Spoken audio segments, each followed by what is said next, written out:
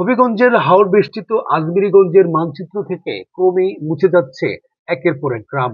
কালনী ও কুশিয়ারার গ্রাসে যুগ যুগ ধরে নিঃস্ব হচ্ছেন শত শত পরিবার।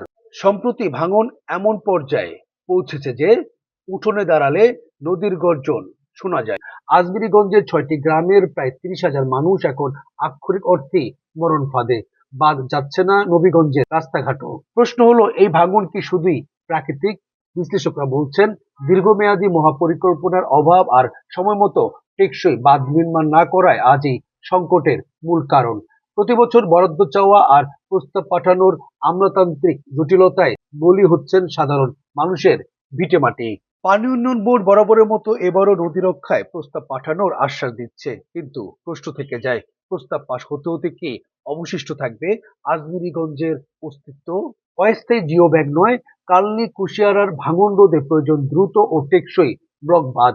৩০,০০০ মানুষের বাঁচার আকুতি কি পৌঁছাবে প্রশাসনের কানে?